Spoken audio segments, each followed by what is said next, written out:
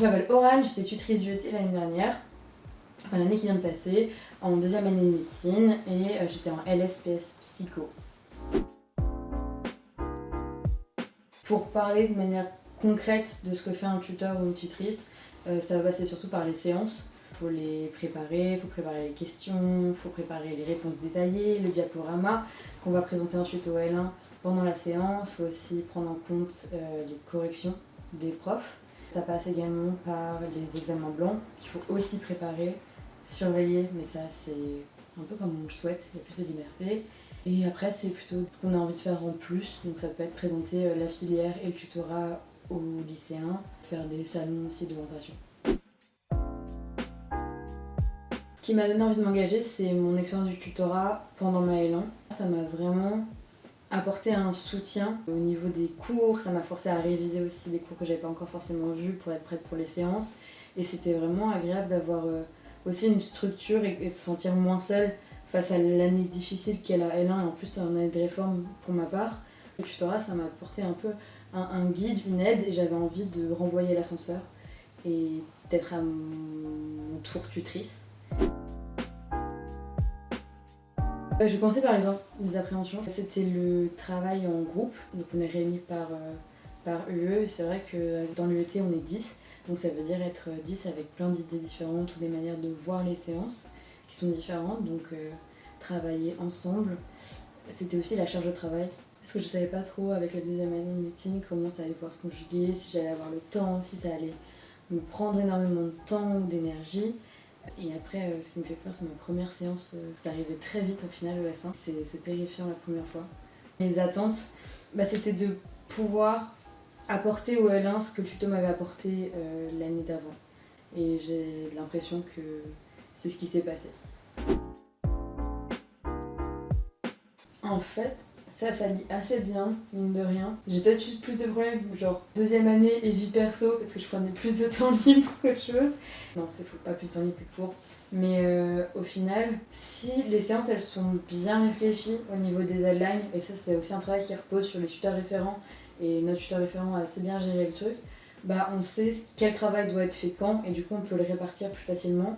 C'est juste parfois à peu près au moment des séances, il y en a 2 à 3 dans le semestre en fonction de l'UE dans laquelle on est. À l'approche des séances, en général, là, il faut peaufiner un peu le diapo de dernière minute ou prendre en compte les corrections des profs qui arrivent parfois plus tard, c'est normal. Là, on met un peu de côté, je sais pas, l'édito du jour, mais sinon, ça se fait assez bien et c'est pas tant de temps que ça dans la semaine. Ça m'a demandé un peu plus de temps perso, mais quand j'ai décidé d'en faire un peu plus, genre de faire les interventions dans les lycées ou des salons. Ça m'a apporté plusieurs choses. Déjà en tout début d'année, ça m'a permis de sociabiliser. Quand on est tuteur, ça commence directement fin août avec la formation des tuteurs et du coup c'est le moment où on est quasiment tous là. Et donc en fait on découvre des personnes qui sont comme nous, passées en deuxième année de MMPK. On connaissait pas forcément beaucoup de personnes, enfin pour ma part je ne connaissais pas beaucoup. Donc ça a été l'occasion de faire des rencontres et ça a été des rencontres aussi que j'ai pu pérenniser et développer au fur et à mesure de l'année. Ça m'a aussi apporté un peu un goût de la transmission, de l'apprentissage. Genre, ça m'a donné envie de faire peut-être de l'enseignement dans ma carrière future. Parce que j'ai vraiment adoré les séances et j'ai adoré partager ce que je savais et des connaissances que j'avais pu approfondir. Et grâce du coup à ma deuxième année, au fait que je reprenais des cours que j'avais déjà appris et parce qu'on avait aussi des corrections beaucoup plus détaillées avec les profs. De manière générale, c'était vraiment les séances quand je les faisais en présentiel. Mes meilleurs moments, c'est plutôt des temps d'échange après les oraux.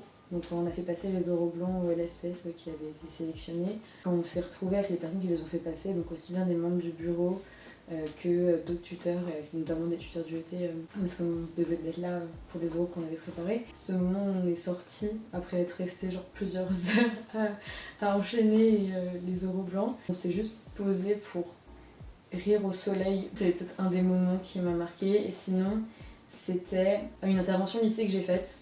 Je me souviens d'une fille qui était en première et qui venait un peu comme ça pour découvrir aussi la LSPS et un peu ce que ça avait apporté et qui était intéressée par la psycho. Et en fait, elle était un peu perdue dans son orientation. À la fin, je suis allée la voir et on a parlé pendant, je sais pas, 10-15 minutes de ce qu'elle envisageait pour plus tard, etc. Ton stress, les Parcoursup et tout.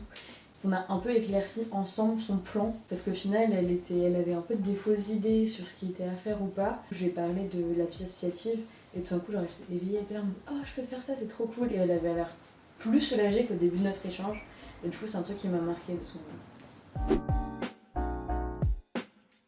Je leur dirais de le faire, simplement.